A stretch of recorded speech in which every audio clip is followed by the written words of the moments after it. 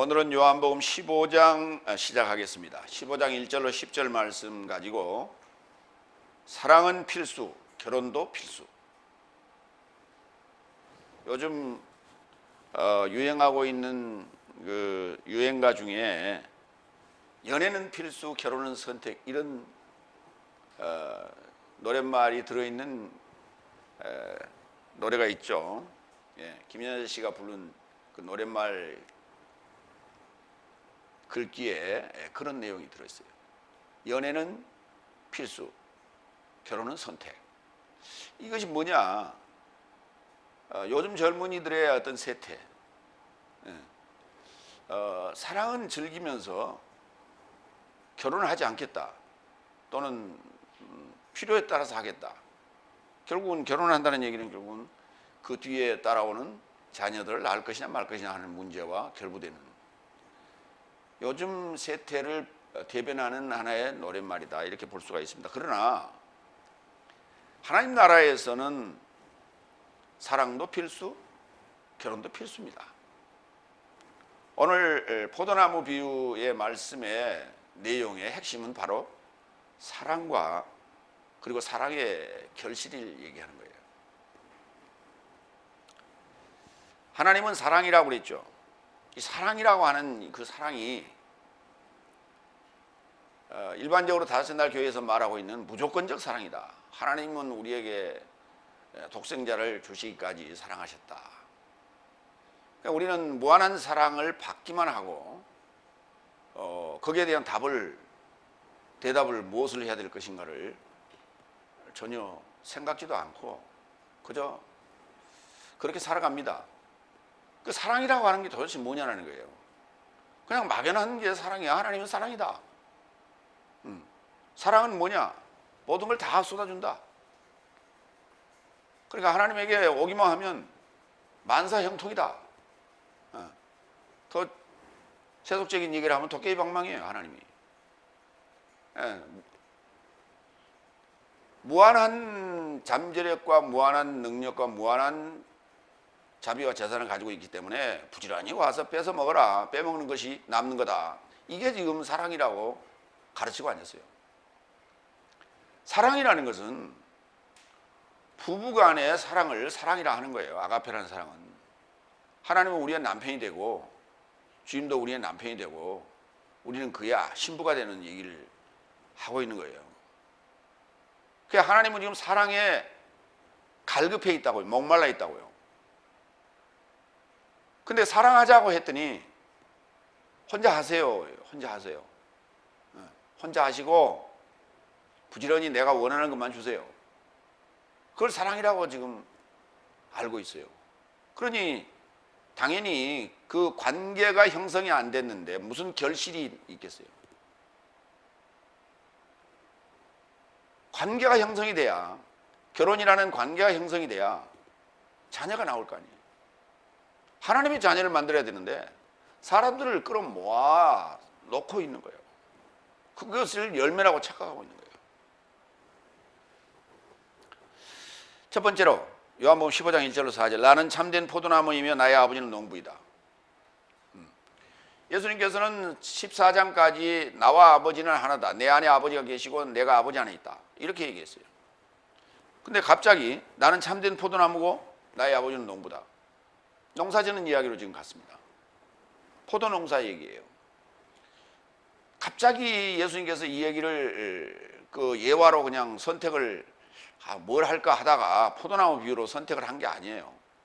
이미 구약에서 언급하고 예언했던 그러한 내용들을 지금 가지고 얘기하는 거예요. 그 기초하에, 그 바탕 위에서 이 말씀을 하시는 거지. 갑자기 포도나무, 이스라엘 포도나무가 많으니까 포도나무를 비유를 한 거 아니에요. 우리나라에 그럼 뭘로 해야 돼요? 벼농사 얘기를 해야 돼요?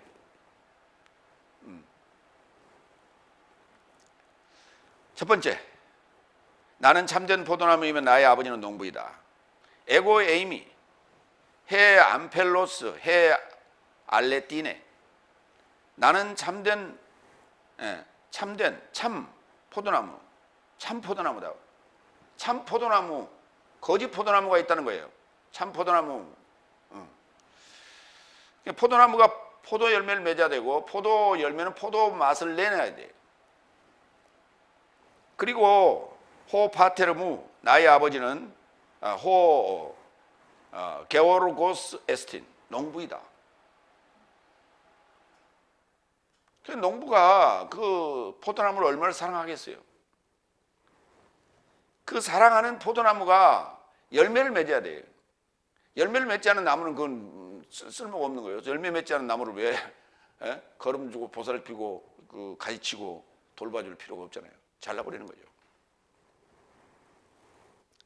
자, 이제 포도와 또는 포도나무와 관련된 내용들을 구약에서부터 좀 살펴보겠습니다. 창세기 9장 20절부터 포도나무 이야기가 나옵니다. 남자인 노아가, 남편인 노아가 이렇게 돼요. 이시라는 단어니까 아담아를 파괴하여 포도원을 심었다. 포도원을 심었다. 포도원을 심었다. 예. 케렘이라는 단어예요. 포도원이 케렘. 그러니까 지금 이게 둘째 날인데 둘째 날부터 포도 농사 이야기가 등장해요. 그럼 포도 농사 이야기가 시작되는데 우리 다섯째 날 우주 창조적 입장으로 볼 때 포도나무는 씨가 있었어요? 아니면 포도나무가 있었어요? 아니 한번 생각을 해봐. 포도나무가 있었다면 이미 포도 농사를 짓고 있었다는 얘기예요. 누군가가. 예.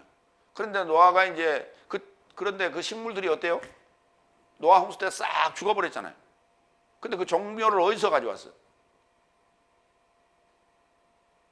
150일 동안 물에 잠겨 있으면 다 녹아버립니다. 식물이라는 것은. 그럼 그 종묘가 어디가 있었어요? 뿌리는 살아있었다고요? 그래서 그 뿌리를 갖다 캐다가 농사를 지었군요. 이사야서 5장 2절로 넘어갈까요?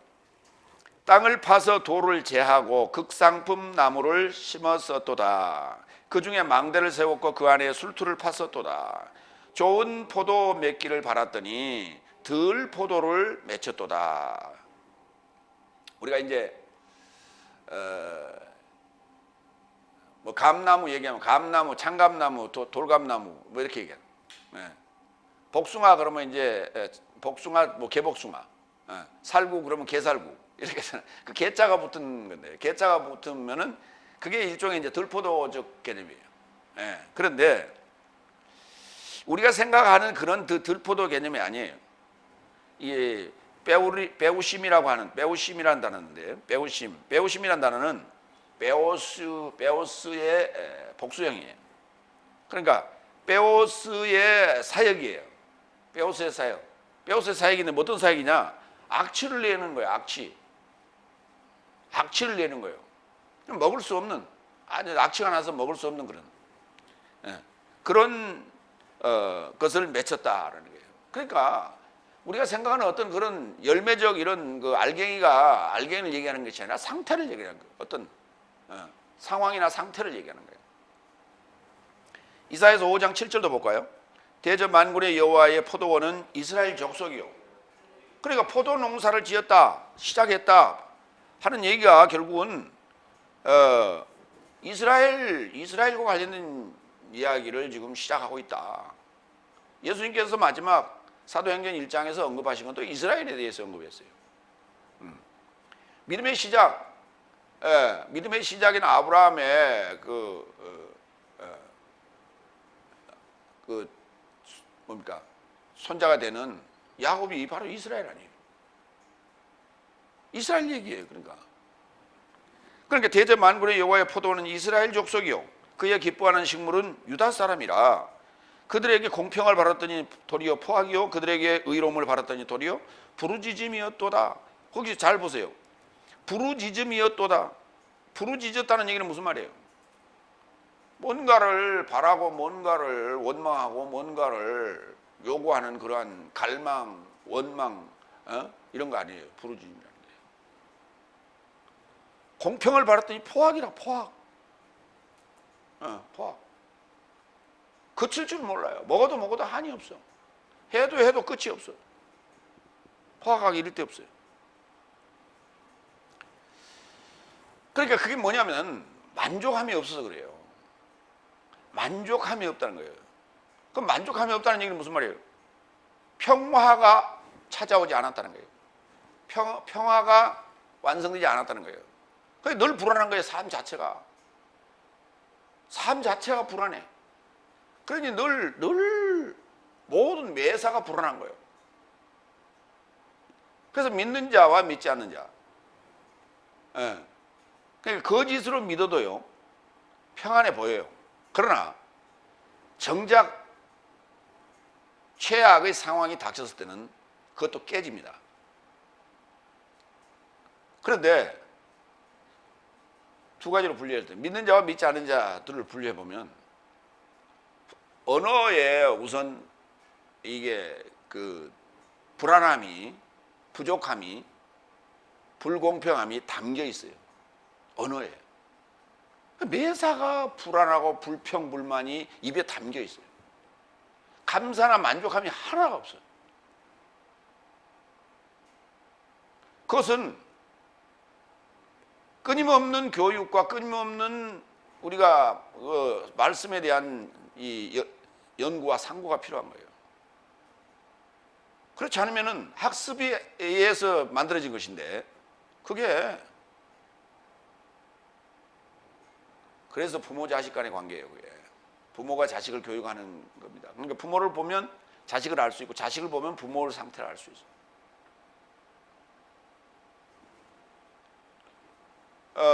그러면 이제 그 관계가 목사를 보면 그 성도들을 알 수 있어요. 우리 교회 성도들은 너무나 만족하고 너무나 평화스러워. 교육을 받고 가서 너무 평화스러워 가지고 그냥 그러고 계셔요. 연초쯤 되면 이렇게 그 우리가 신년 할애 인사도 좀 올 법한데 너무 평안해 가지고 오지도 않아. 마태복음 26장 27절로 29절 볼까요? 그리고 잔을 취하여 감사하시고 저 삶에게 주시며 말씀하셨다. 모든 삶이 잔에서 마셔라. 왜냐하면 이것은 죄의 삶의 노임에 이르고자 많은 삶에 대하여 쏟아진 새 언약의 나의 피이다. 이 피를 새 언약의 피라고요. 그러니까 이 피를 흘림으로 말미암아 옛 것과 새 것이 갈리는 분기점이라는 거예요. 아니 피를 어떻게 마시라고 그래요? 근데 한국 사람들은 참 희한해요. 피 좋아해요. 사슴피도 좋아하고 참 그런다고 야성미가 넘쳐서 그런 것도 아니에요. 그런 거 하면은 또 이제 그 생피를 먹기 뭐 하니까 익혀서 먹는다고요. 선지라고 그래가지고. 그 선지 참 먹을만해요. 이런 것들이 이 가시적으로 이렇게 우리가 생활 속에 들어있는 이런 모습들이 어쩌면 성경적이라는 거예요. 상당히. 그것을 성경적으로 이해를 하면 돼. 근데 그 피를, 예수님의 피를 우리가 들러 마시는 게 아니라 새 언약을 마시는 거다. 그게. 그러면 새 언약을 마셨다는 얘기는 무슨 말이에요? 예수님의 그 생명의 피를 내가 수혈하는 거다. 그래서 그러니까 다섯째 날과 여섯째 날, 일곱째 날로 가는 그 분기점이 여섯째 날인데 여섯째 날에 이 행위가 이루어지는데 그러니까 다섯째 날의 복음의 내용과 일곱째 날의 복음의 내용은 다르다는 거예요. 그걸 다르다는 거예요. 그러니까 왜? 구약에서는 뭐라 그랬어요? 피채 먹지 말라고 그랬잖아요. 육체를 피채 먹지 말라고 그랬잖아요. 근데 예수님께서 내 피를 마시라고 그래요.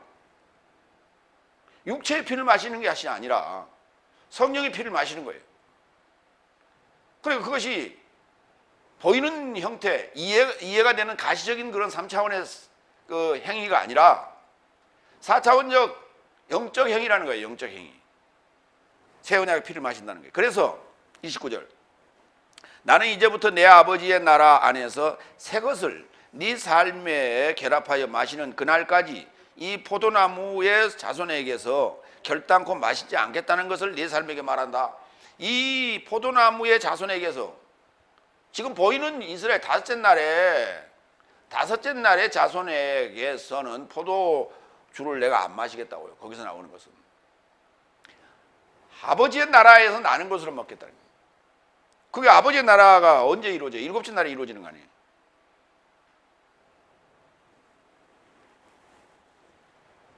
이 새 언약이란 디아테케라는 단어가, 언약이란 단어가 이게 디아테케예요.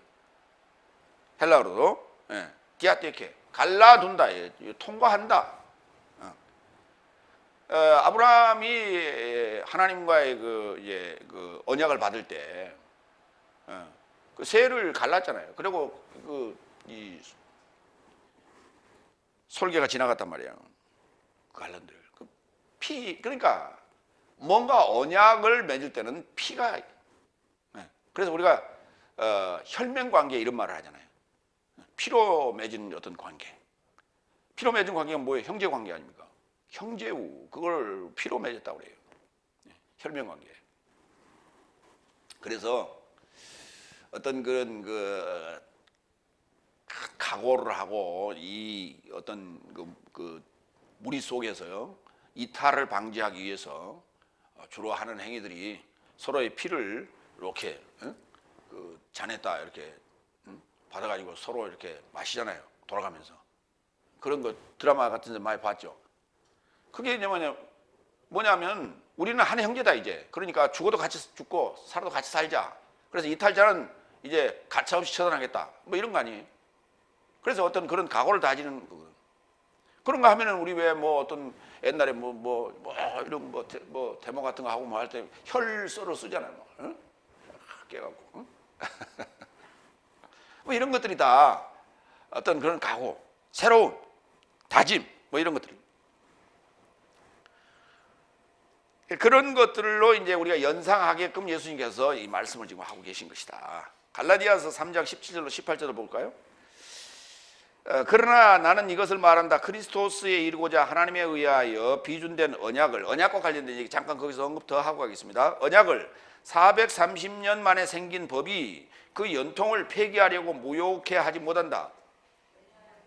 거기서 언약이란 단어는 아브라함과 한 거고요. 430년 만에 생긴 법은 모세가 받은 거고요.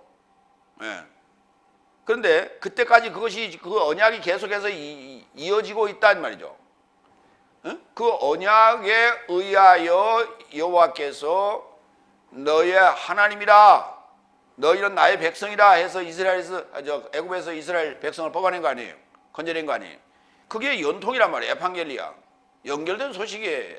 그 연결된 소식을 폐기하려고 무효할 수 없다. 법이. 왜냐하면 그 상속권이 법에서 난 것이거든 더 이상 연통에게서 난 것이 아니다. 그래서 하나님께서는 연통으로 인하여 아브라함에게 은혜 베푸신 것이다. 연통이라고 하는 문제는 상속에 관련된 문제다. 그러면 상속자가 누구냐? 여럿을 가리켜 말한 것이 아니라 하나를 가리켜 얘기했는데 바로 예수님이라니. 예수님이에요. 그럼 아브라함과의 언약은 예수님을 얘기했고, 예수님께서 새 언약을 얘기하는 것은 우리를 얘기하는 거예요. 일곱째 날에 우리를. 그래서 디아테케라는 언약이라는 단어와 연통이라는 단어를 구분해서 써야지. 연통이라는 단어를 약속으로 버무려 버리면 안 된단 말이에요. 이게 약속이 될 수가 없죠. 어떻게 약속이 돼? 에피를 떼면 이게 소식이라는 단어인데, 안겔리아, 안겔로스. 안겔리아가 소식이거든. 여성 명사로서. 안겔로스는 남성 명사로서 사자 이렇게 되고. 그 안겔리아라는 단어 앞에 에피가 붙었단 말이에요. 연결된 소식, 접촉된 소식, 이렇게 계속해서 연결되고 있단 말이에요. 고린도전서 11장 25절로 29절을 봅니다. 언약과 관련 얘기를 또 하나 더 봅니다. 만찬시 그와 같이 잔을 들고 가라사대 이 잔은 내 피 안에 새 언약이니. 디아테케, 새 언약. 이 언약은 변치 않는다는 거예요. 여기 카이노스라는 단어를 썼는데, 새라고 하는 이 단어가, 카이노스는 네오스하고 다른 거예요. 네오스는 젊은, 신선한 이런 의미지만 그건 낡아지는 겁니다. 그러나 여기 카이노스라는 단어는 새 것이에요. 변치 않는 거예요. 그러니까 내 피 안에 새 언약은 변치 않는 거예요. 불변. 이것을 네 삶이 마실 때마다 나를 기억나도록 하라 그러죠. 마실 때마다 기억나도록 하라. 뭐를? 새 언약을 마실 때마다. 새 언약이 뭐예요? 신약의 새 언약 아니에요, 신약이. 응? 새 언약을 줄여서 신약 그렇게 부른단 말이에요. 그러니까 신약이 핵심인 거예요. 신약이 핵심. 구약은 예언이고 신약이 핵심. 이 신약을 마실 때마다 나를 기억나도록 하라. 나를 기억해내라는 거예요. 나를 기억해내라고. 네. 나를 기억해내라. 왜냐하면 네 삶이 이 빵을 더 많이 먹자, 이 잔을 더 많이 마시자 하며 주의 사망을 그가 오시기까지 전파한다. 그같이 이 빵과 주의 잔을 가치없이 먹고 마시는 자는 주의 몸과 피에 잡히게 될 것이다. 그러니까 26절과 27절은 지금 주님이 원하시는 게 아니에요. 지금 현재 하고 있는 잘못된 형태를 지금 여기 꼬집고 있어요. 응? 어떻게 먹는다고요? 이 빵을 더 많이 먹자, 이 잔을 더 많이 마시자 하고 주의 사망을 그가 오시기까지 전한다. 지금 그러고 있죠. 어? 주님이 오신다. 구름 타고 오실 것이다. 그때까지 우리는 계속 먹고 마시자. 그렇게 하고 있는 데가 어디냐면 캐토릭이에요. 캐토릭이고, 그래서 그건 화처설이다, 잘못됐다 해서 개신교에서는 안 합니다. 그런데 안 한다 해놓고 또 해요. 행사 때. 신년 예배나 아니면 뭐 성탄절 예배나 아니면 무슨 그 임직자 예배 때, 이때 또 성찬식을 해. 그런가 하면 또 개신교라고 이름 붙여놓고 뭐 안상홍 그 집단 하나님의 교회라 해요. 거기는 매주 성찬식을 해. 그러니까 보세요. 26절 27절 다시 한번 읽어봐. 왜냐하면 네 삶이 이 빵을 더 많이 먹자, 이 잔을 더 많이 마시자 하며 주의 사망을 그가 오시기까지 전파한다. 그같이 이 빵과 주의 잔을 가치 없게 먹고 마시는 자는 주의 몸과 피에 잡히게 될 것이다. 근데 이렇게 안 돼 있어요, 구절이. 어? 고린도전서 11장 25절 한번 열어봐요.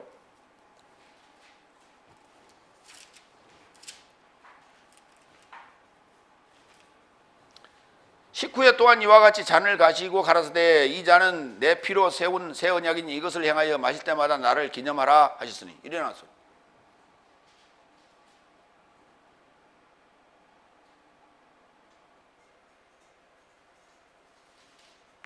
27절이죠. 27절. 좋아. 그러므로 누구든지 주의 떡이나 잔을 합당치 않게 먹고 마시는 자는 26절 너희가 이 떡을 먹으며 이 잔을 마실 때마다 주의 죽으심을 오실 때까지 전파하는 것이니라 그래놨어. 전파하고 있다고 지금 현재형이에요. 그러면서 이 잔과 주의 잔을 가치 없게 먹고 마신다 그랬어요. 그들을. 28절 29절 그래서 사람이 자기를 확증하고 그 빵에서 먹고 그 잔에서 마시라. 그 빵에서 먹고 그 잔에서 마시라. 확증된 그 빵에서 먹고 그 잔에서 마시라. 왜냐하면 가치 없게 먹고 마시는 자는 주의 몸을 통해 판단치 못하고 스스로 판결을 먹고 마신다. 스스로 판결을 먹고 마시는 자가 뭐예요? 자판기. 자기의 판결을 스스로 자기가 자초하고 있다. 화를 자초하고 있는 게 스스로가.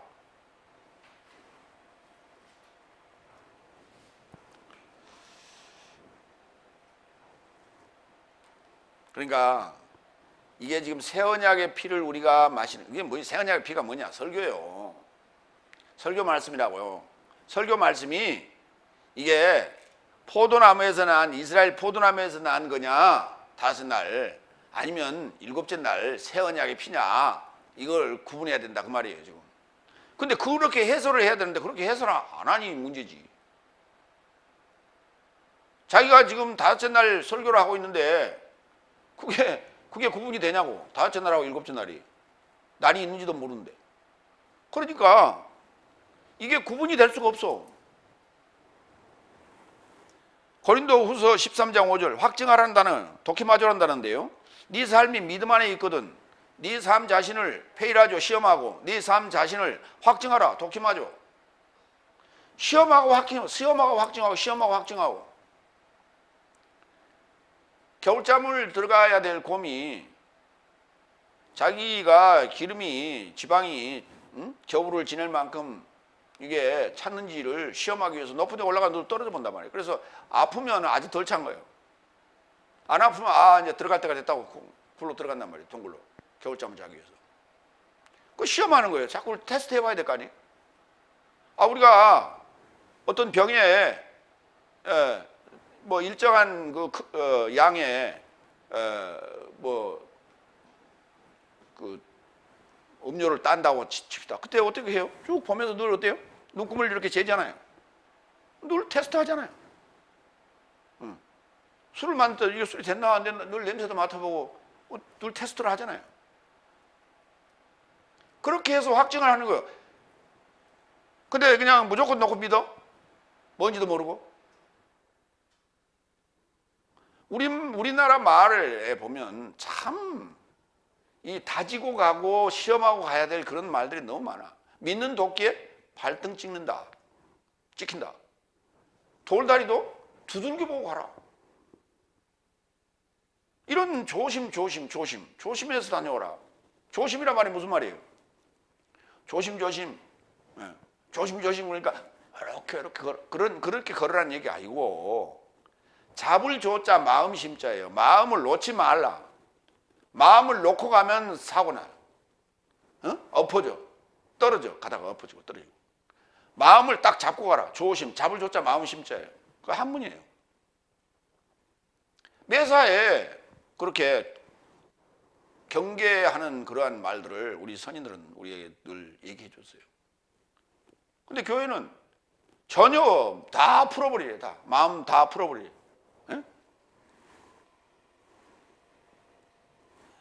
예수 그리스도께서 네 삶 안에 계신 줄을 네 삶이 스스로 인식하지 못하느냐. 그렇지 않으면 네 삶이 불확증자이다. 버리운 자라 그렇게 되어 있는데 버리운 게 아니에요. 불확증자예요.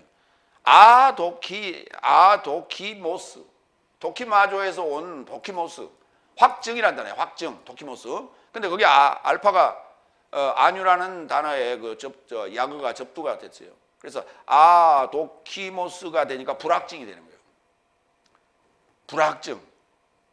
더 쉬운 말로 얘기하면 불합격 그 말이에요. 시험하여 합격. 시험 보고 나서 우리가 합격증 받아야 된단 말이에요. 그럼 합격증 못 받았으면 다음에 또 봐야 돼. 그렇죠? 2차, 3차, 4 해야 돼. 그래서 합격증 받아야 되는 거예요. 그걸 도키마조 그러는 거예요. 그런데 불합격. 도키마조. 두 번째로 갑니다. 2절. 내 안에서 열매를 감당하지 못하는 모든 가지를 그가 제거하신다. 내 안에서 열매를 감당하지 못하는. 잘 생각하세요. 여기 내가 누구예요? 포도나무인 예수님이에요. 그럼 포도나무인 예수님에게 12가지가 지금 달려있는 거예요. 그러면 예수님과 제 아들은 한 몸이에요. 그 제자들이 또 나무의 역할을 하면 그 제자들에게 또 많은 가지인 제자들이 또 붙어 있는 거예요. 그렇게 나무들이 많아지는 거예요. 내 안에서 주님 포도나무 안에서 열매를 감당하지 못하는 모든 가지는 제거해 버린다. 자, 1차로 가지 하나 제거했죠. 이스카르 유다스 제거했어요. 그러니까 예수님 플러스 11제자 해서 12명이다 우리는 자꾸 이렇게 생각한다. 12명 12명이 아니라 12삶 12삶이에요. 12삶. 그 중에 하나 제거했다고요. 그리고 열매를 감당하는 모든 가지를 더 많은 열매를 감당하게 하려고 그가 이를 깨끗하게 하신다.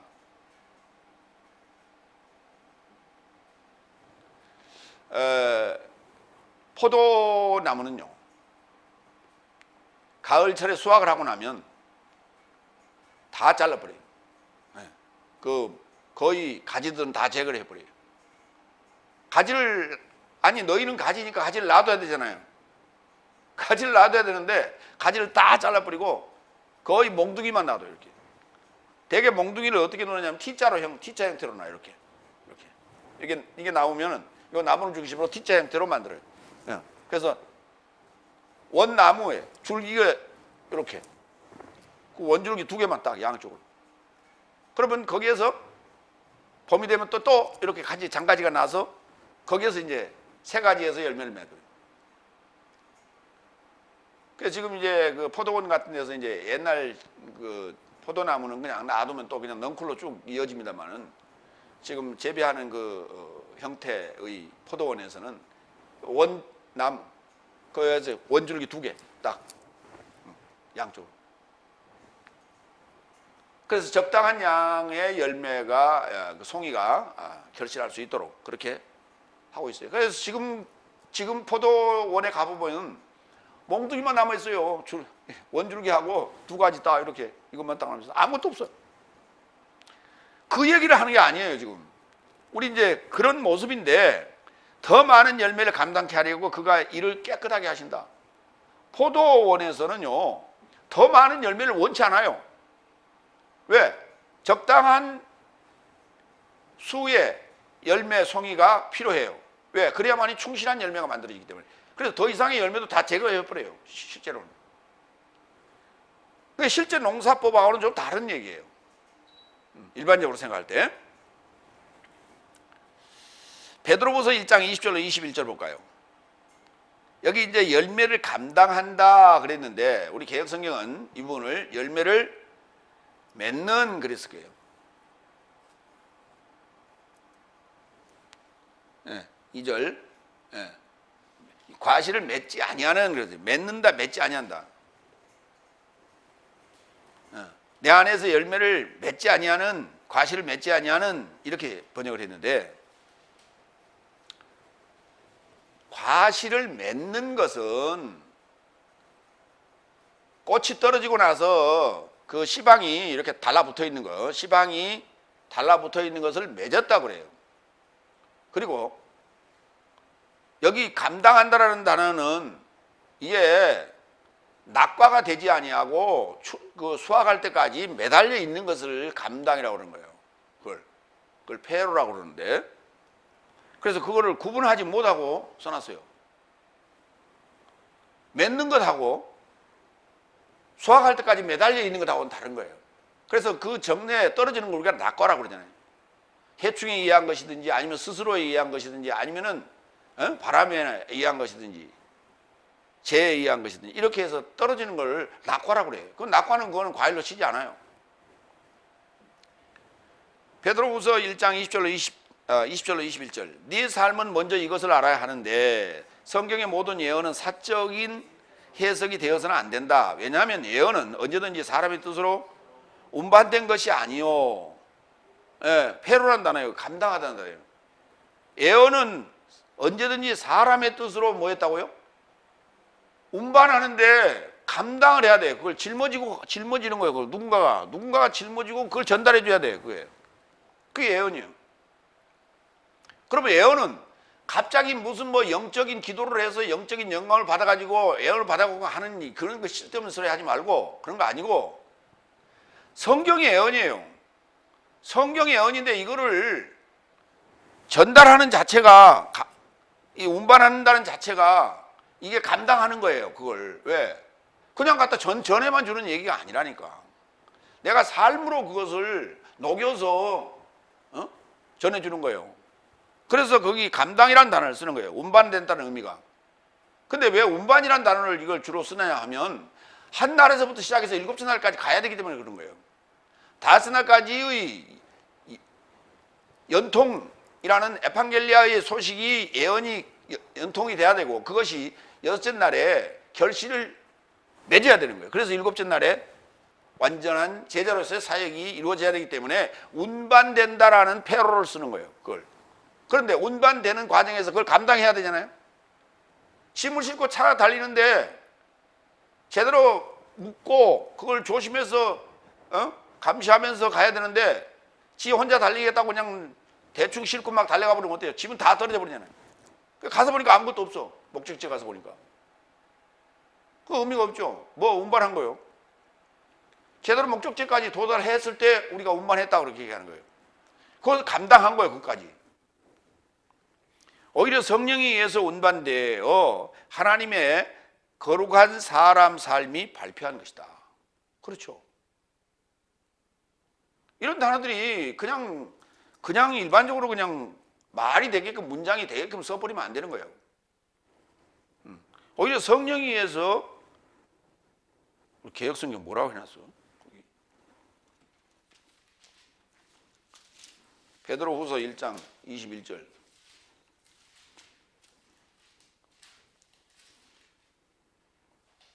성령의 감동하심을 입은 사람들이 감동 좋아해요. 감동. 성령께서 감동 안 해도요, 감동적인 일은 너무 많아요. 노래 한마디에 감동해갖고 막 그냥 눈시울을 적시는 사람도 있는가 하면, 어떤 사연을 보고도 그냥, 우리 그 한때 참, 누가 그 사람을 아시나요? 엄청 많이 그 이산가족 찾기 하면서 그랬잖아요. 보면서. 내 얘기 아닌데, 남의 얘기인데도 그걸 보면서 다 눈시울을 적시곤 했잖아요. 감동적이에요. 그거 얼마나 감동적이에요. 성령께서 역사하지 않아도 감동적인 일은 너무 많아. 근데 그것 다 성령이라는 것으로 포장을 하고, 교회라고 하는 것으로 포장하고, 하나님이라는 것을 포장해가지고, 그래갖고 그 하나님의 역사라고 그렇게 가만히 있어로 얘기해서는 곤란하다 이게. 본인은 알고 있어 거짓말하는지. 문제가 속는 사람이 문제지. 로마서 6장 20절로 21절. 왜냐하면 내 삶의 죄의 종이 되었을 때는 의에게 자유로웠다. 그런데 그런즉 그때의 네 삶이 무슨 열매를 가졌기에 그 삶의 접해 이제 부끄러워하느냐? 왜냐하면 저런 삶의 완성은 사망이기 때문이다. 그러니까 사망의 열매를 가졌단 말이에요. 결과는 사망이에요. 그런데 그 열매가 익어가는 과정들이 이제 삶이겠죠. 그러나 이제는 네 삶이 죄로부터 자유롭게 되어 하나님에게 종이 되어 거룩함에 이르는 네 삶의 열매를 가졌으니 그 완성은 내세적 생명이다. 자, 포도나무 얘기로 한번 가자고. 포도나무가 과거에는 뭐라 했어요? 죄의 종이 되었어. 이 포도나무가 죄의 종이 되었을 때는 그 열매가 사망이었는데, 그런데 갑자기 죄에서 자유자가 됐어요. 그래갖고 이 포도나무가 갑자기 생명의 열매를 맺는다고. 말이 돼? 말이 돼? 안 돼? 안 돼요. 포도나무는 그럴 수 없어. 포도나무가 회개한다고 갑자기 바꿔져? 아까 악취가 나는 열매를 맺히다가 갑자기 향기 나는 열매를 맺냐고. 못한다니까. 그렇기 때문에 새 언약이란 말을 쓰는 거예요. 예수님께서. 새 언약이라는 건 탈바꿈, 완전한 탈바꿈을 얘기하는 거예요. 완전한 새 것, 변하지 않은 새 것으로 바뀌었다니까. 지구상에 변하지 않은 것은 아무것도 없어. 다 변해. 그러나 하나님의 이 새 언약만큼은 변하지 않는다고. 그게 신약 얘기예요. 다 6날, 7날 얘기라고, 그 얘기가. 갈라디아서 5장 19절로 21절, 23절까지. 육체의 일은 드러나나니 이것 삶은 간음, 음행, 더러운 것, 방종, 우상 숭배, 마약, 증오, 분쟁, 시기, 분노, 당쟁, 분열, 이단, 투기, 살인, 술 취함, 방탕함, 또 이와 유사한 삶이라. 요즘 참 이게 이 시대가 변천하면서 연애는 필수, 결혼은 자유, 뭐 이런 식 되다 보니까 교회도요. 지난번에 어디 가서 밥을 먹고 왔는데 저쪽에서 얘기하는 소리가 들리는데, 저기 신년 예배 갔다가 와가지고 막걸리 한 잔 먹으려고 냉장고를 열었는데 냉장고에 있는 그 막걸리도 그냥 맛이 가버렸대. 그런 얘기를 남들이 듣는 데서 하는 거예요. 이게 지금 현재 다섯째 날 행태예요. 응? 아이고 목사님 그 율법적인 얘기 좀 하지 마세요. 여기 써놨잖아요. 여기 신약 성경에 갈라디아 5장 14절에 써놨어. 술 취하지 말라고. 그 술이 될 수도 있고 아닐 수도 있지만 요 술 마시면 요 사람이 술이 왜요? 이 마취제거든요. 우리 자율신경을 마비시켜.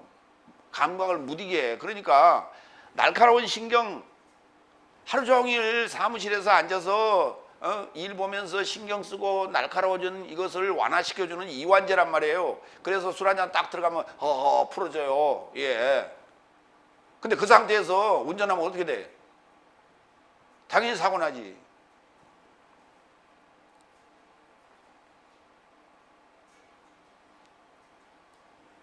이런 일을 저지른 삶은 하나님의 나라를 상속받지 못할 것을 전에 네 삶에게 미리 경고한 것 같이 나는 네 삶에게 미리 말한다.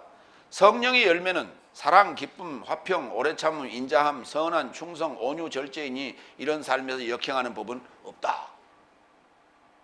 여기 육체의 열매, 성령의 열매, 다째 날까지의 열매, 그 다음에 일곱째 날의 열매를 구분해서 해놨어요.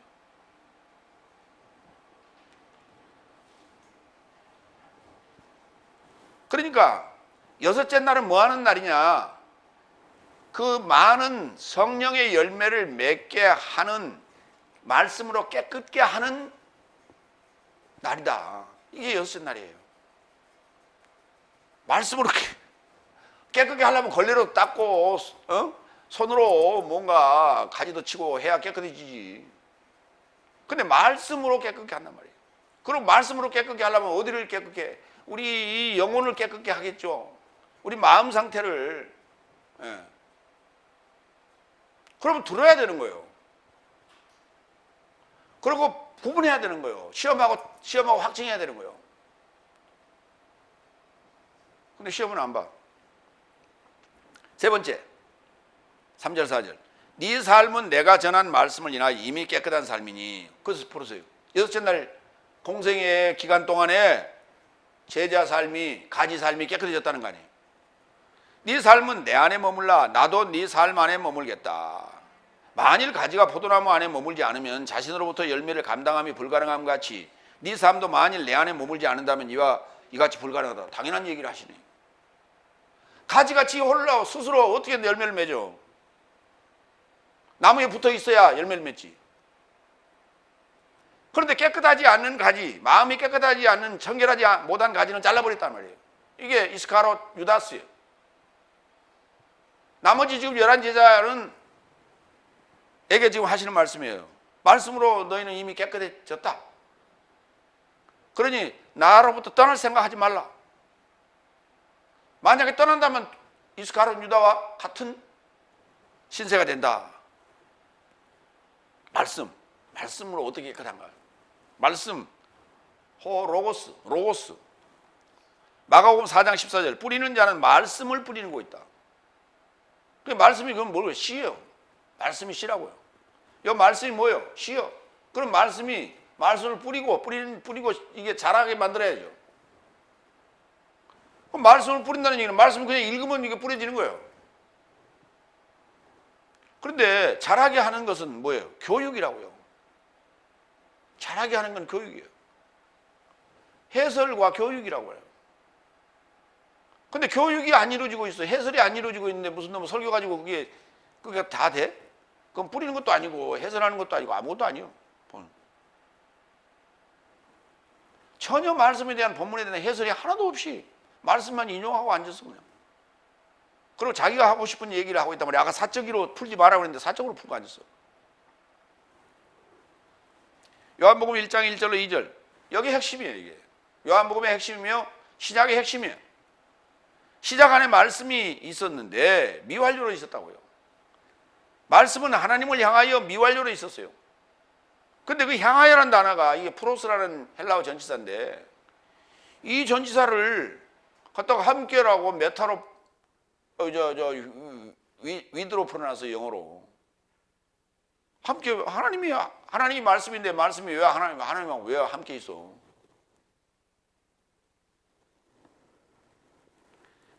말씀은 하나님을 향하여 미완료로 있었다. 시가 딱 떨어지면 그때부터는 미완료예요. 그때부터 싹이 안에서 작동하기 때문에, 예.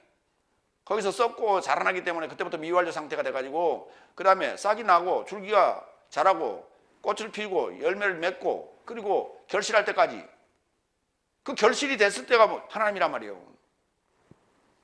그리고 말씀은 미완료 하나님이다. 그래서 이것이 시작 안에 하나님을 향하여 있더라. 그 말씀이 자라면서 누구를 깨끗게 해? 나를 깨끗게 한다니까. 내 안에 말씀이 자라는 거예요. 내 안에 하나님이 자라고 있다고. 그럼 하나님이 자라도록 그러면 나는 열심히 그냥 도와주면 되겠네. 그냥. 글쎄, 뭘 들어야 돼? 해설을 들어야 되잖아. 해설을 들어야, 그래 말을 들어야 그게 이해가 되고 자라고. 아니, 나온 꽃 씨앗 뿌려놓으면 그냥 자랍니까? 거기 비도 와야 되고 거름도 줘야 되고, 거름도 그냥 갖다가 그냥 집어넣는 게 탭이 많이 준다고 거름이 아니에요. 비료의 3대 요소가 있어요. 질소, 인산, 칼리. 질소라고 하는 것은 자라게 하는 거고, 칼리라고 하는 건 줄기를 튼튼하게 하는 거고, 그 다음에 인산이라는 것은, 그 다음에 칼이라고 하는 것은 결실하게 하는 거예요. 그래서 결실기에 가서는 가리질 비료를 줘야 돼요. 근데 그거가 결실해야 될 판인데 거기다 갖다가 인산이나 질소질을 갖다가 뿌려놔봐. 어떻게 돼? 계속 자라는 게 계속. 그러다가 결실을 못하고 가을이나 겨울을 맞이한단 말이에요. 그러니까 엽채류 있죠? 우리 쌈 하는 엽채류. 이 엽채류들은 질소질을 주로 뿌린다고. 그러니까 질소질이 너무 많으면 색깔이 녹색이다 못해서 진녹색으로 바뀐단 말이에요. 그건 질소질이 너무 많은 거예요. 그러니까 우리가 주로 수경재배에서 재배되는 그런 엽채류들은 그냥 소위 질소질 비료, 요소 이거 갖다가 주면 잘 자라요. 예. 쑥쑥 잘라고 또 팔고. 그러니까 농부들은 잘 알아 그걸. 근데 초보 농부들은 모르니까 뭐 비료가 있으니 갖다 막 그냥 뿌려.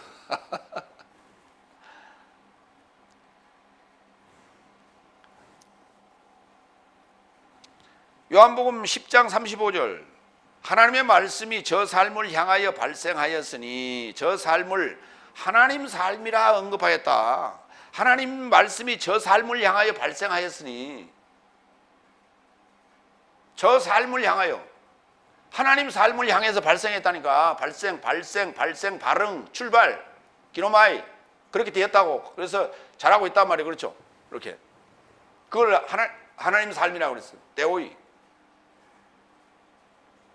그리고 성경은 풀려짐이 불가능하다. 이게 딱 정해진 것이지 풀어지거나 흩어지지 않는다. 사라지지 않는다. 그러니까 성경은 지금 조직화되어 있다는 거예요. 딱 이게 66권이 정확하게 7날로 조직화되어 있다는 거예요. 그 풀어지지 않는다. 리워 하지 않는다. 요한일서 4장 1절로 2절, 사랑스러운 삶이여 모든 영으로 믿지 말고 오히려 하나님에게서 나왔는지 여부로 영삶을 확정하라. 왜냐하면 거짓 예언자 삶이 세상에 이르고자 나온 것이다. 이것 안에서 하나님의 영을 알지니 육체 안에 오신 예수 그리스도스를 동의하는 모든 영은 하나님에게서 나온 것이다. 그러니까 내 안에 머물라라는 얘기가 무슨 말이냐면 이거예요. 내 안에 머물란다는 얘기 무슨 말이에요? 이게 이해가 돼야 돼요. 그냥 나는 교회만 맨날 다니면 그냥 그 교회에 소속이 돼 있으면 그냥 주님 안에 내가 머물러 있는 거라고 착각하는 거예요. 자신 안에서 자라고 있는 말씀을 이해하지 못하면 안 된다니까. 그게 자신 안에서 자라고 있는 말씀이 하나님이라는 것을 알아야 되는데, 이걸 이 해설을 안 듣고 하니까 맹목적으로 그냥 교회에 갖다 출석부 놓고 맨날 출석하는 거예요. 그것이 주 안에 있는 것이라고 착각하고 있고, 그러니 무슨 열매를 맺겠어? 똑같은 열매를 맺을 수밖에. 그러니까 계속 대를 이어서 계속 다섯째 날까지 그냥 대물림이에요. 계속.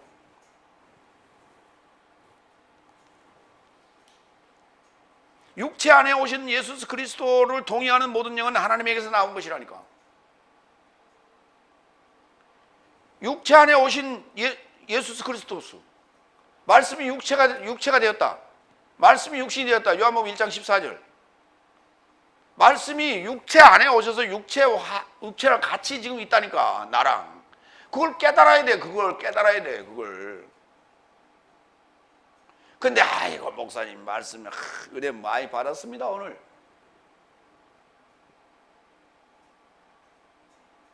그거에 그냥 감동해서 맨날 다녀.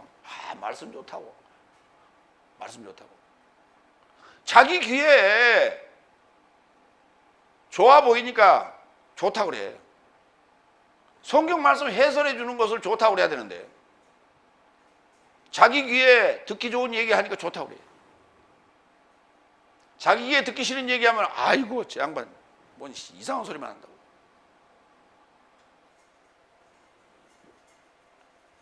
목사는 사람들의 감동을 주기 위한 게 아니고, 사람들의 피곤한 6일간의 그 찌든 영혼을 말씀으로 평안하게 해주고 쉬게 해주는 그런 마술사가 아니라니까.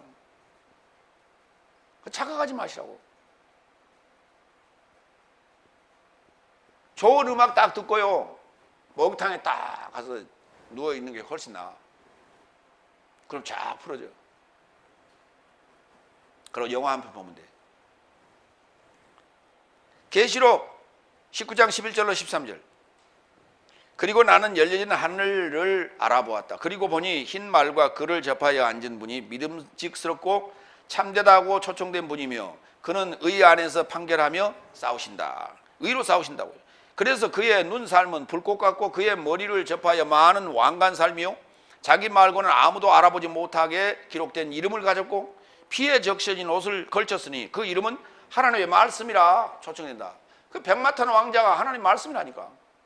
백마탄 왕자가 나타난 거예요. 이제 뭐 해서? 그 말씀이 자라서, 말씀이 성장해서. 그 누가복음을 보면 예수님을 그랬잖아요. 덕이 자라고 키가 자라고 지식이 잘한다 그랬더니, 내 안에 지금 말씀이 자라는 얘기예요. 그걸 자라서 나타나는 분을 예수님이라고 한다니까. 2000년 전에 오신 분을 얘기하는 게 아니라,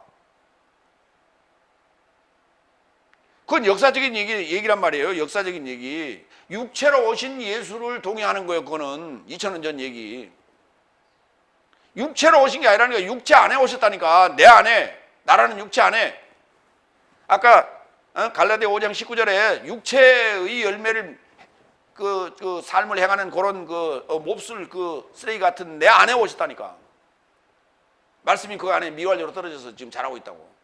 근데 그것은 안 하고, 그러니까 자라다가 끝나버리는 거예요. 그 자라다 끝나버리는데, 그 자라다 끝나는 형태가 씨 뿌린 부위에서 세 가지 형태예요. 돌짝밭, 길갓밭, 돌짝밭, 가시밭. 이게 다섯 날까지 상황이에요. 옥토밭에 떨어지는 게 이게 지금 네 번째 밭이 이게 일곱째 날에 들어가는 거예요. 그러니까 다들 새 밭으로 끝나는 거예요. 이걸 구분을 안 해주고 있는 거예요. 이걸 구분을 해주는 게 해설이란 말이에요. 이걸 구분을 안 해주고, 그러니까 이제 네 가지 밭이 있는데 여러분은 어떤 밭이 될래요?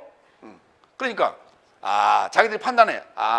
김 집사는 길갓밭, 이 집사는 돌짝밭, 박 집사는 가시밭, 나는 옥토밭. 이렇게 계산한다고. 자기들끼리 판단하고 앉아서 다 모시면서 도토리 키재기 하고 있는 거예요. 요 세 밭인데.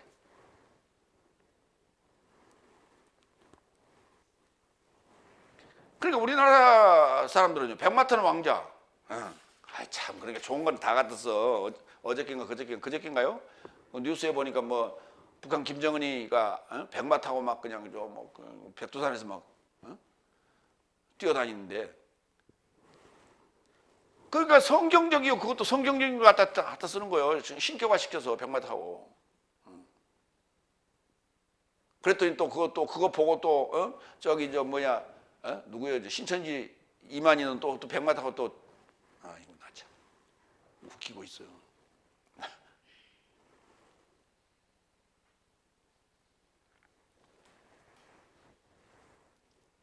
보이는 백마가 아니란 말이에요. 소식을 전하는 거예요. 소식을 전하는, 말이라는 게 소식을 전한다는 거예요.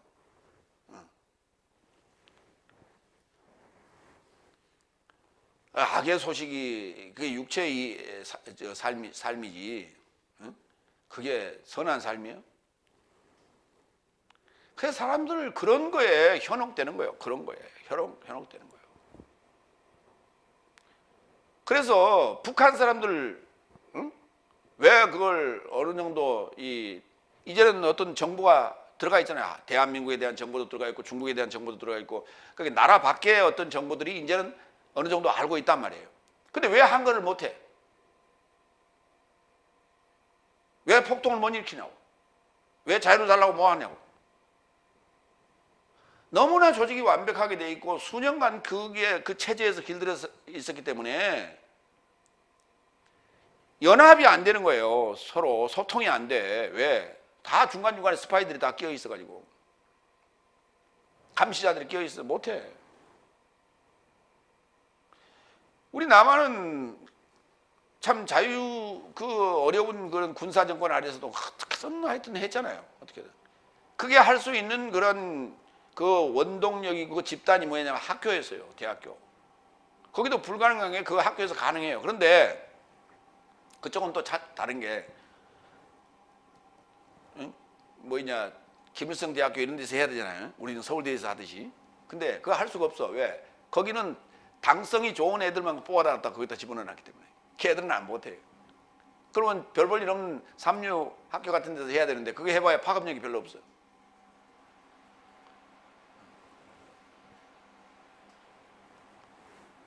두 번째로 갑니다. 나는 요한복음 15장 5절로 7절, 나는 포도나무, 내 삶은 가지. 첫 번째는 나는 참 포도나무고 아버지는 농부. 이제 나는 포도나무고 네 삶은 가지. 이제 구체적으로 설명을 했어요. 네 번째 5절, 나는 포도나무, 내 삶은 가지 삶이다. 내 안에 머무는 자는 나도 저 안에 머문다. 이 자는 많은 열매를 감당한다. 나 없이는 네 삶이 아무것도 행함이 불가능하기 때문이다. 당연하죠. 당연한 얘기예요. 그러니까 우리는 반드시 몸체에 붙어있는 가지의 입장으로 가지의 삶을 살아야 된다. 근데 내가 주체가 되면 안 돼. 내가 주체가 되지 말라는 얘기예요. 응? 저 광화문에서 시위하고 있는 양반은 지가 하나님을 꽉 잡고 있다나요. 가지가 어떻게 몸체를 꽉 잡고 있어요? 응? 자기하고 잘 안 돼, 친구.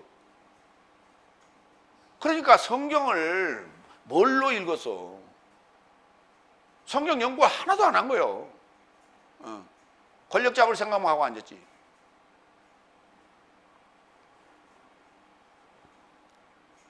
당연히 가지가 포도나무에 매달려 있죠.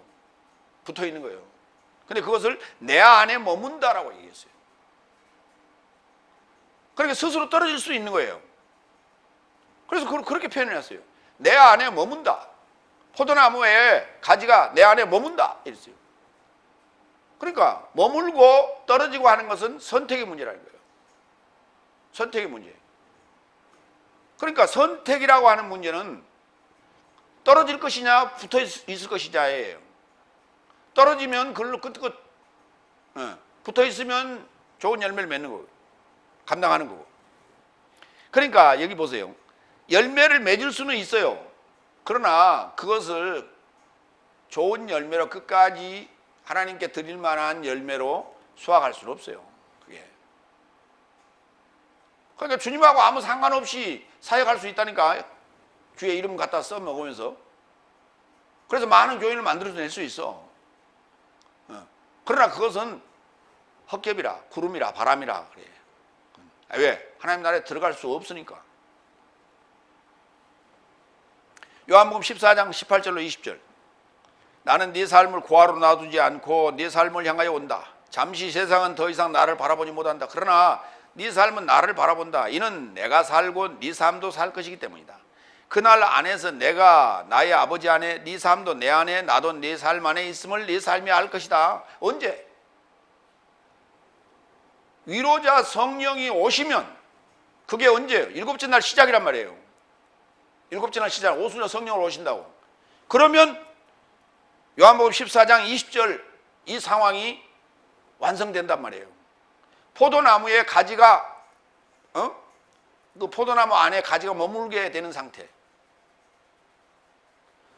그러니까 포도나무 비유만 보면요, 나 당연한 얘기지. 그걸 당연한 얘기를 하고 있어. 내가 교회 나와 있으면 예수님 포도나무에 내가 붙어 있는 거지. 그렇게 우리가 해석되고 이해할 수 있어. 그러나 전혀 그런 얘기가 아니란 말이에요. 반드시 14장에서 얘기를 했어요. 그날에 위로자 성령이 오시는, 너희에게 주어지는 그날에 내가 너희 안에, 아버지가 내 안에, 내가 아버지 안에, 너희가 내 안에, 그렇게 하나가 일심동체가 되어 있는 거예요. 일심동체.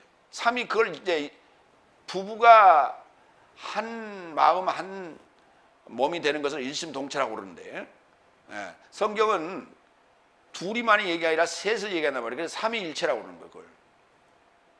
그때사 일곱째 날에 갔을 때야 삼위일체가 되는 거예요. 그게. 그때 하나님의 실체가 드러난다고. 그때 하나님의 실체가 드러나는 거예요. 그때. 그러니까 그때가 돼야 하나님의 제자가 돼서 제대로 사역을 하는 거예요. 그냥 목사다, 나는 예수님의 제자다, 이름 붙였다고 해서 되는 게 아니고, 성경 말씀 인용한다고 되는 게 아니고, 성경을 풀어줘야지 그게 제자고 하나님의 실체지. 성경도 못 풀어주는데 뭐 성경이 있는 성경 뭐 읽고 앉았고 번역도 엉터로 된 거 읽고 앉았는데 그건 무슨 하나님의 제자고 하나님의 예수님의 제자고, 그게 목사예요. 누구나 할 수 있다니까. 아, 그건 누구요? 빡빡이. 응? 빡빡머리. 요한복음 뭐 강의한다고 뭐 난리치고 있는. 기억 안 나? 예? 돌.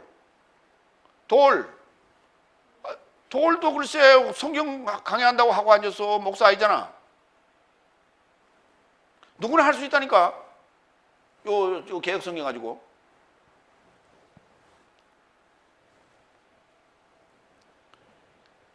신학교를 나왔든 안 나왔든 그 성경 좀 부지런히 읽으면 다 해. 그 정도는 다. 그리고 자기들이 연구한 게 얼마나 돼. 다 갖다 쓰지. 예화 다 갖다 쓰고, 다 미국발이야. 다 미국발. 미국에서 다 써먹은 거 다, 그거 다 지금 시효 지난 거, 그거 갖다가 재탕해서 써먹으면서 무슨 뭐 설교라고 하고 앉았어. 다섯 번째, 6절. 만일 누군가 내 안에 머물지 않는다면 가지처럼 밖에 던져지고 발라진다. 그리고 저 삶이 그것을 모아서 불에 이르고자 던지고 불살라진다. 저 삶이 누구요? 세상이라고. 세상이. 세상에 밟히는 거예요. 세상에 의하여 불살라지는 거예요. 지금 기독교인들의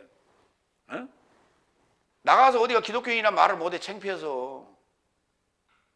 왜? 그 위상이 다 떨어져 버렸어. 완전히 발 밑에 지금 깔렸다고. 목사님이 어디가 있어? 목사에 그냥 정광훈 목사 그냥. 개나 새나 막 그냥 다 불러. 목사라고. 그게 다 스스로가 자초한 일이라고.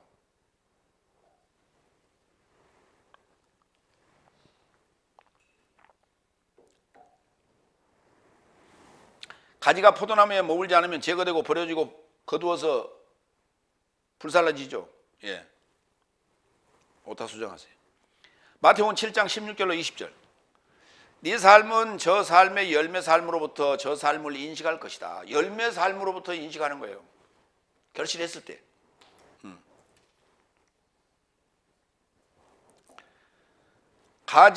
가시나무 삶에서 포도송이를 혹은 엉겅기 삶으로부터 무화과 삶을 공동 정리하지 못하지 않느냐. 여기 이제 그걸 거둔다는 단어로 그렇게 번역을 했는데, 쉰 레고라는 단어는 거둔다는 단어가 아니에요. 공동으로 함께 말하다예요. 그러면 토론한다는 의미죠. 토의하거나 토론한다는 의미인데, 함께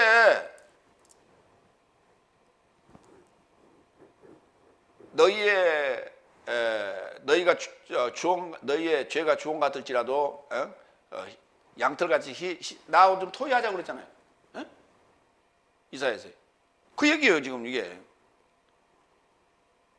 그러니까 이게 열매를 맺는 것은 함께 서로 주거니 받거니 이게 말씀이 오가야 되는 거예요. 말씀이 오가고 그것을 다시 계산하는 거예요. 수확한다는 얘기가 뿌렸으니까 계산하는 거예요. 무슨 말이냐? 농사라는 건요, 한 말의 씨를 뿌려서 한 말을 거두면은 뭐하러 농사를 집니까? 한 말을 뿌려서 한 말을 거두면 농사 지을 필요가 없는 거예요. 그냥 한 말을 먹으면 돼. 그렇잖아요. 한 말을 뿌려서 30배, 60배, 100배를 거둬야죠. 당연히 그래야 되는 거예요. 한 달란트를 줬는데 한 달란트를 가져오면 그 무슨 의미가 있어요? 그러니까 말씀을 뿌렸다는 얘기는 당연히 30배, 60배, 100배의 결실을 맺어야 되는 거예요. 수확을 해야 되는 거예요. 그러기 위해서 하는 거예요. 그걸 하는 것을 우리가 쉴레고라고 그래요. 쉴레고. 공동 정리하는 거예요. 공동으로 정돈을 하고 정리하는 거예요. 그것이 열매를 맺게 하는 과정이다. 열매를 결실하게 하는 과정이다. 그러니까 가시나무 삶에게 포도를, 엉겅퀴 삶에게 무화과 삶을 그렇게 말할 수 없다.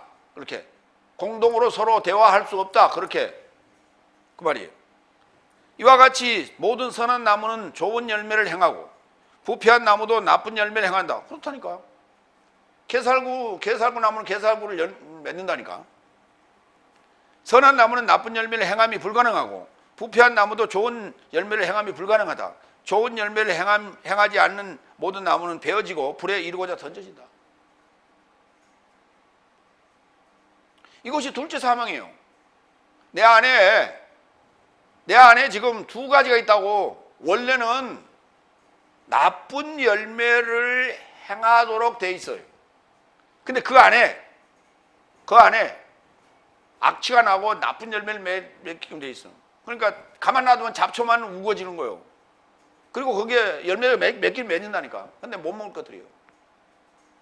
근데 거기다가 참 포도나무 씨를, 의의 나무 씨를, 말씀을 뿌렸다니까. 그래서 그 나쁜 토양의 썩어서 냄새가 나는 이것을 먹고 자라는 거예요. 예.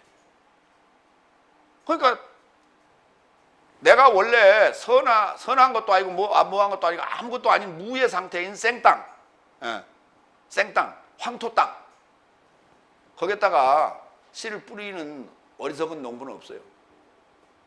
썩어서 냄새가 풀풀 나는 그래서 가만 놔두면 잡초가 우거져 있는 그런 토양 안에다가 뿌린다고, 씨를. 이게 농사법이에요. 그러니까 우리 모든 인간은 본래 잘못된 만남을 통해서 그렇게 잡초들이 우거지고 그런 먹지 못할 열매들이 맺힐 수 있는, 가만 놔둬도 맺혀건 어디서 와서 씨를 뿌렸는지. 그걸 이제 성경 가라지라고 표현했는데, 그 상태에다가 참 씨앗을, 하나님이라는 씨앗을 뿌려가지고 거기서 그것을 자라고 청소하고 깨끗하게 하고 선한 나무가 좋은 열매를 맺게 하는 거예요. 그런데 그렇지 않는 나머지 것들은 다 수확 때에 베어져서 불 속에 들어간단 말이에요. 그걸 우리가 둘째 사망이라고 부르는 거예요. 여섯 번째, 7절, 7절. 만일 네 삶이 내 안에 머물고 나의 해설 삶이 내 안에 머물다면, 만일 네 삶이 뭔가를 원한다면 구할 것이며 그것이 네 삶에게 발생할 것이다. 여기 뭔가가 이게 참 문제예요. 뭔가 이게 뭔가 그런데 뭔가가 이게 그냥 호수요, 호수. 호수. 물 주는 호수가 아니고 그냥 헬라어로 호수. 나의 해설 삶이 내 안에 머문다는 얘기는 무슨 말이에요? 지금 여섯 날에 관한 모든 내용이 다 이해되어졌다 이 말이에요. 일곱 날에 관한 개념이 다 이게 이해되어졌다. 그걸 흐레마라고 하는 거예요. 흐레마. 해설 삶이.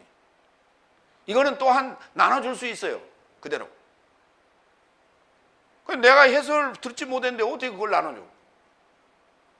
반드시 그것은 전할 수 있는 해설 삶이에요. 그래서 종성명사로 쓰고 있어요. 흐레마. 해설 흐레마. 이 흐레마가 뭐냐? 요한복음 6장 63절에 잘 설명했어요. 살려주는 것은 영이나 육체는 아무데도 필요하지 않다. 내가 네 삶에게 전하는 해설 삶이 영이고 생명이다고.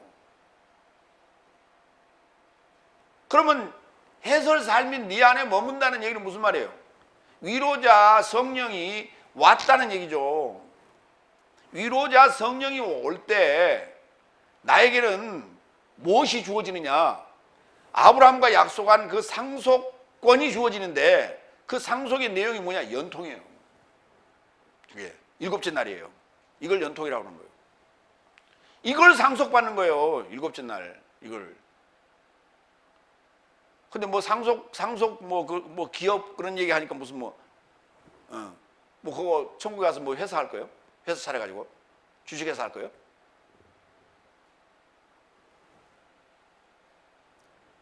그 이상한 생각이나 한단 말이에요. 그게 기업으로 준다니까 무슨 뭐 세상에서 기업하는 그런 것만 자꾸 생각해. 해설. 요한일서 5장 6절. 이분은 물과 피로 인하여 오신 분이시니 그리스도스이신 예수스이시다. 물 안에만 아니요 오히려 물과 피 안에 오셨으며 증언하는 시가 영이시니 이는 진리가 영이기 때문이다. 그러니까 해설 삶이 아까 영이요 생명이라고 그랬죠. 그것이 진리라니까. 그리고 반드시 그 해설은 증언되어져야 돼요. 증언되어져야 돼요. 그 증언하지 않는 자는 해설 삶이 없는 거예요. 그 해설에 대해서 일곱 날에 대해서 듣고 배우고 이해가 됐으면 반드시 그는 전해야 돼. 증언해야 되는 거예요. 왜? 증언하는 이가 영이고 영이 바로 진리이기 때문에 그래요. 그럼 거짓이 판치고 있는 곳에 당연히 진리가 그걸 드러내야죠. 그 모습을 드러내야지. 근데 입 다물고 있다 그러면 그거는 그 가짜라니까. 뭐 핍박받을까 봐서. 누가 핍박을 해? 안 받으면 그냥 죽는 거예요. 그는 원수 될지언정 던지라니까. 선택하고 안 하고 하는 문제는 본인의 문제예요. 던져야 돼. 죽고 사는 문제도 본인의 문제예요. 그런데 여기 뭔가를 원하고 구하면 네 삶에게 발생합니다. 그건 뭔가가 문제예요. 이 뭔가 때문에 지금 기복신앙이 힘을 쓰고 있는 거예요. 사실은. 가보겠습니다. 그 구한다는 단어가 아이테오. 찾는다는 단어가 제테오. 아이테오라는 단어를 썼는데 고린도전서 1장 22절. 유대인 삶은 표적을 구하고 헬라인 삶은 지혜를 찾았으라. 찾는다고 그래요. 제테오라는 단어를 썼어요. 그러니까 유대인 삶과 헬라의 삶이 달라요. 헬라 삶은 찾아. 어디 있지? 자꾸 찾아. 연구해. 근데 지혜는 구하는 게 아니거든. 지혜는 찾는 거예요. 그렇죠? 부지런히 찾아내야 돼. 어디 있어? 책 속에 있어. 성경 책 속에 있어. 근데 유대인 삶은 뭐만 해? 표적을 구하기만 해. 주시 없어서 이 유대인 삶이에요. 다섯째 날까지. 그러니까 여섯째 날 삶으로 들어간다는 얘기는 헬라적 삶이에요. 그래서 신약은 헬라어로 기록되어 놨어. 여섯째 날과 일곱째 날은. 구약은 히브리어인 유대인의 언어인 유대어로 히브리어로 써놨고 다섯째 날까지는. 여섯째 날 일곱째 날은 헬라어로 써놨어. 그래서 부지런히 찾아야 돼. 연구하고. 야고보서 1장 5절로 7절. 누군가 네 삶의 지혜가 부족한다면 모든 삶에게 성실하게 주시고 꾸짖지 아니하시려는 하나님께 구하라. 또 야고보는 또 구하라고 했어. 그러면 그에게 받게 될 것이다. 그러니까 표적을 구하지 말고 지혜를 구하라는 얘기예요. 그것도 구해야 돼. 또한 믿음 안에서 구하고 조금도 통째로 판단하지 말라. 왜냐하면 통째로 판단하는 자는 마치 바람결에 요동치는 바닷물길 같으니, 왜냐하면 저 사람은 주의 곁에서 무언가 취할 거라 예상하지 말자. 통째로 판단하는 이는 그건 구해봐야 아무 의미가 없다. 믿고 구하라. 야고보서 4장 3절. 구하여도 받지 못하는 것은 네 쾌락의 삶 안에서 낭비하려고 흉하게 구하기 때문이다. 그럼 목사님 얘기 아니요, 이 얘기가. 자, 그럼 찾는다는 단어로 가볼까요? 마태복음 6장 31절에서 33절. 그런즉 네 삶은 무엇을 먹을까, 무엇을 마실까, 무엇을 입을까 말하여 걱정하지 말자. 왜냐하면 이런 모든 삶을 열국 삶이 직접 찾는다. 왜냐하면 네 삶의 하늘 아버지께서 이 전부 삶이 필요하다는 것을 알아차린 것이다. 그런즉 네 삶은 먼저 하나님의 나라와 그의 의를 찾으라. 그리하면 이 모든 삶이 네 삶에게 향하여 더해질 것이다. 향하여 더해질 것이다. 뭐를 향하도록? 하나님을 향하도록. 그러니까 무엇을 먹을까 마실까 입을까라고 하는 것은 부의 상징이 아니고 그것은 필요 불가결한 것이다. 어? 필요악인 거예요. 그거는. 불의한 재물로 친구를 삼으라고 그러잖아요. 그 불의한 재물인 거예요. 그냥 그게. 그 자체가 목적도 아니고 그 자체가 부의 상징도 아니라니까. 하나님 나라의 부의 상징은 지식에 있지, 지혜에 있지, 재물이 아니란 말이에요. 이것은 우리에게 요 육체가 살아가는데 복음을 전하는데 필요한 필요 불가결한 것들이에요. 그래서 불의한 재물이라고 표현해요. 그래서 뭔가를 구한다는 게 그 얘기가 아니라니까. 그런 얘기가 아니에요. 정작 구해야 될 게 뭐예요? 지혜라고요. 표적이 아니라. 지혜를 구해야 돼요. 그러면 하나님을 향하여 갈 수 있는 것을 이렇게 더해질 것이다. 플러스 티땜이. 세 번째로 갑니다. 요한복음 15장 8절로 10절. 네 삶이 많은 열매를 감당하려고 내 제자 삶이 발생할 것이다. 그러니까 제자가 된다는 것 자체가 지금 여섯째 날에 지금 들어섰는데 거기에서 내 안에 머물고 있어야만 돼. 그래야만이 내 제자가 되지. 그리고 열매를 맺겠다라고 하는 그 의지가 있어야 돼요. 어떤 열매를? 포도나무 열매, 참 포도나무 열매를 맺겠다는 의지가 있어야 돼요. 그렇지 않은 불의한 열매를 맺겠다라고 생각하고 있었다면 이스카리온 유다처럼 잘라버린단 말이에요. 그러니까 지금 여섯째 날은 제자 양성소예요. 거기에서 합격을 해야 제자 삶이 되는 거예요. 제자 삶이 발생하는 거예요. 그러면 그 합격증이 뭐냐? 오순절 성령이에요. 그 합격증이 뭐냐? 위로자 성령이에요. 그 합격증이 뭐냐? 에판겔리아, 연통이에요. 일곱째 날이에요. 개념이에요. 그것을 내 삶으로 이해되고 동의하고 인정하는 거예요. 그럴 때 합격증을 주는 거예요. 그게. 일곱 번째, 8절. 이것 안에서 나의 아버지께서 영화로워졌으니 이는 내 삶이 많은 열매를 감당하려고 내 제자 삶이 발생할 것이다. 이때 아버지가 영화롭게 된다니까. 이때 아버지가 영광 받는 거예요. 왜? 아버지가 할 일이 이제 생긴 거예요. 제대로. 아버지가 일하시는 거예요. 이때부터 아버지가 일을 하신다니까. 그동안에도 아버지가 일해 오셨어요. 근데 예수님이 뭐라 그랬어? 응? 아버지가 일하니 나도 일한다 그랬잖아요. 그러니까 유대인들은 야 하나님 아버지는 일곱째 날에 창세기 2장에 벌써 안식에 들어가 계시는데 뭔 소리 하고 있냐. 쓸데없는 소리 하고 있다고 그렇게 얘기한 거예요. 그러니까 아버지가 일하시니 나도 일한다라는 얘기를 한다는 얘기는 그건 본인 일곱째 날이라는 얘기예요. 여섯째 날 교육을 할 수 있는 자가 일곱째 날이에요. 일곱째 날이 돼야만이 아버지가 일하시니 나도 일한다 이 얘기 나온 거예요. 그 자를 뭐라고 하냐면 제자라. 그 자를 뭐라고 하냐면 서기관이라고 부르는 거예요. 이게. 그러니까 다섯째 날 서기관이 있고 일곱째 날 서기관이 있다. 마태복음 15장 52절. 13장 52절. 그러자 그는 저 삶에게 언급하셨다. 이를 인하여 하늘 삶의 나라에 이르고자 제자된 모든 서기관은 마테테스, 마테티오, 마테테스가 제자고 마테티오는 제자되다.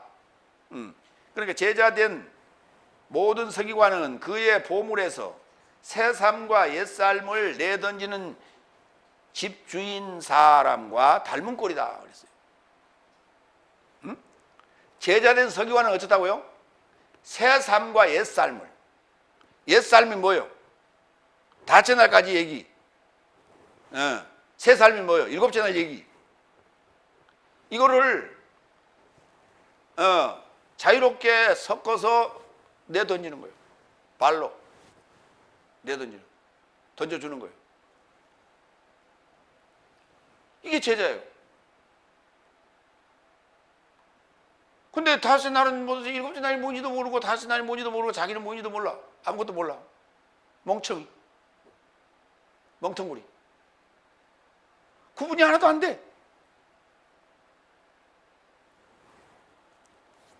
사도행전 제자 마테테스에 대해서 보겠습니다. 사도행전 11장 25절 26절. 그래서 바르나바스가 사울로스를 찾으러 다소에 이르고자 나아갔고 그를 만나 안디옥에 이르고자 그를 인도하였다. 그래서 그가 교회 안에 모여진 저 삶을 1년 전부를 넉넉한 무리를 가르쳤고 안디오케이아 안에서 처음 제자 삶을 크리스티아노스 삶이라 알려지게 되었다. 크리스티아노스. 이 크리스티아노스가 영어로 가면서 크리스티안이 된 거예요. 잘 보세요. 그 헬라어식으로 읽어봐요. 크리스티안이에요. 크리스티안인데 그것을 우리는 크리스찬 이렇게 얘기하는 거예요. 거기에 오스가 빠졌어요. 1인칭 단수. 남성 1인칭 단수가 빠져 있어요. 크리스찬은 전부 남성이에요. 근데 남성 1인칭 단수인데 그 오스가 빠졌어요. 영어에는 그게 없으니까. 명사에는 인칭이 없으니까. 그래서 크리스티안이 된 거예요. 근데 크리스티아노스를 크리스티안이라 하기는 뭐하니까 크리스찬이라 하자. 그러고 그렇게 발음하는 거예요. 크리스찬이라는 단어는 크리스티아노스의 영어식 발음인데 그게 굉장히 중요한 일곱째 날 된 제자 삶을 얘기하는 거예요. 그래서 대한예수교 그리스도회는 크리스티아노스의 삶이 모여 있는데요. 일곱째 날들이 모여 있는 모임이란 말이에요. 알란가 모르겠지만. 여덟 번째, 10절. 아버지께서 나를 사랑하신 것 같이 나도 네 삶을 사랑하였으니 내 사랑 안에 머물라. 만일 네 삶이 나의 계명을 지킨다면 나의 사랑 안에 머물 것이다. 나도 나의 아버지의 계명을 지킨 것 같이 나도 그의 사랑 안에 머문다. 그러니까 사랑이라는 것은 내리사랑인데 내가 너희에게 한 것처럼 너희도 그렇게 하라는 거예요. 예. 그러니까 이게 뭐냐 관계 얘기예요. 관계. 내 안에 머물면 내 계명을 지킨다라고 하는 관계. 내 안에 관계. 그리고 내 사랑 안에 머문다. 예. 관계. 그다음에 조건이에요. 관계와 조건. 어떤 관계냐? 그리고 어떤 조건이냐? 계명을 지키는 거예요.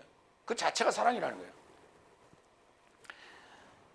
하나님이 독생자를 주시기까지 세상을 사랑함이 무조건적인 사랑이다. 우리 다섯째 날은 그렇게 가르치고 앉았어요. 세상에서 가장 아름다운 러브 스토리는 원수의 자녀가 서로 사랑했던 로미오와 줄리엣. 그 사랑을 무조건적 사랑이라고 칭송을 하죠. 원수의 자녀들이 서로 사랑해서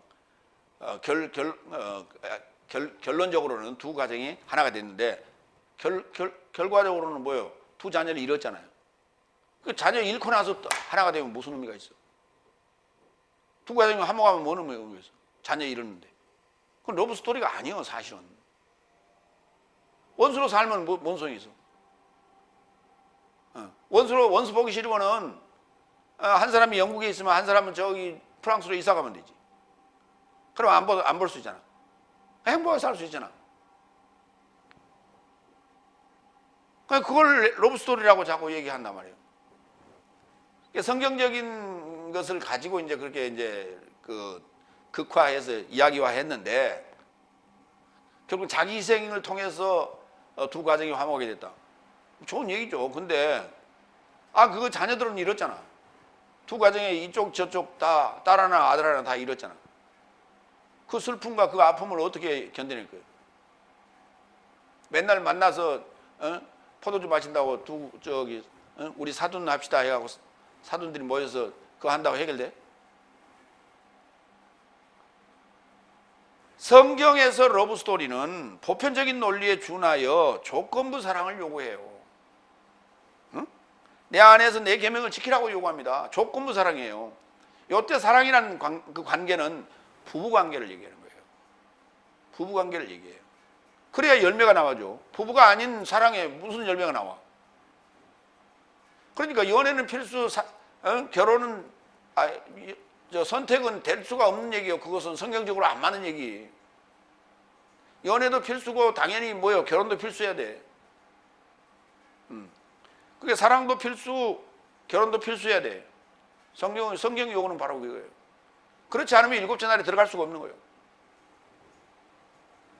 하나님은 영이요, 법이고 진리예요. 한 번 선포한 말씀은 다시 번복되지 않습니다. 진리는 비범함에서 찾지 말자. 그래서 어떤 비범한 것을 가지고 자꾸 사람들을 현혹하려고 그래. 비범함에 있지 않아요, 진리는. 우리가 이해하는 차원은 이해가 되면 그 차원으로 자연스럽게 들어가게 돼 있어. 하나님의 차원으로 들어가게 돼 있어. 평범 속에서 보편적인 사고로 이해하도록 해설을 하고 계시. 그리고 그렇게 해설을 해야 돼. 그런데 철학이라고 하는 묘한 요 괴물이 들어와가지고 전부 이상하게 막 그냥 들이꼬고 얽히고 덮고 해가지고 무슨 말인지 모르게 만들어놨어. 이 신학이라는 게 이게 철학이라는 괴물이 다 들어와서 그걸 점령을 해가지고 다 포장을 해놨어. 그게 무슨 말인지 비비 꼬고 있어. 철학이라는 게 결국은 아무것도 아니에요. 개통 철학인데 걔 언어의 유희요. 막 그냥 이 들이꼬아가지고 무슨 말인지 모르게 만들어놓고 말장난하고 앉았어. 그게 비범함 속에 뭐 진리가 있다고 착각하는 거예요. 진리는 평범함 속에서 찾되 그것이 이해가 되면 하나님에게로 자연스럽게 귀화되는 거예요. 이렇게. 포도의 열매는 포도나무 가지가 꽃을 피우고 벌이 중매를 하고 그리고 그 대가로 꿀을 얻어가고 그러고 난 그 결과가 사랑의 결실로 열매가 맺히는 거예요. 이게 진리요. 이게 진리라고.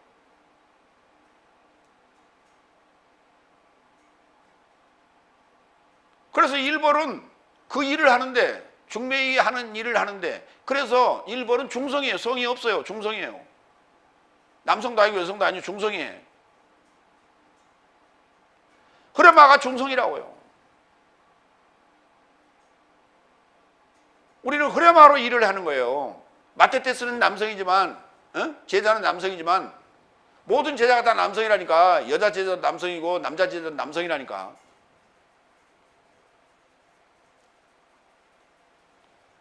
근데 흐레마로 일을 해야 돼. 해설로. 중성으로 해야 돼.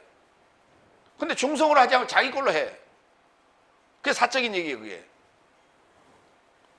그리고 매달고 있어야 잘 익은 과실을 농부에게 드릴 수 있죠. 평범함 속에 진리를 말하고 있다는 거예요.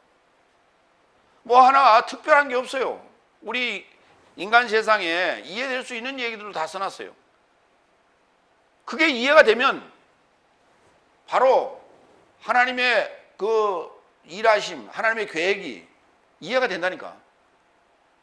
근데 전혀 이러한 그 평범한 진리를 목사들이 이해를 못하고 왔어 있다고. 농사 짓는 법을 몰라. 전혀 식물이 어떻게 자라는지를 몰라. 어떻게 꽃이 이게 수정이 돼가지고 열매를 맺는지를 몰라. 그런데 무슨 놈은 그걸 가지고 그 실력으로 어떻게 설교를 해. 거기에 무슨 생명이 있어. 거기에 또 생명을 어떻게 요구할 수 있어. 없지. 벼가 어떻게 자라는지, 과일이 어떻게 자라는지를 아무 모르는데 어떻게 그가 그 설교를 해. 그래가지고 관계, 규칙, 사랑, 결혼 모두가 필수요. 하나님과의 관계, 주님과의 관계, 목사와의 관계, 성도와의 관계, 우리가 지켜야 될 규칙, 이런 것들이 뭐냐? 사랑이에요. 금년 한 해는 이 사랑하는, 사랑으로 살아가는 한 해가 되시기를 축원합니다.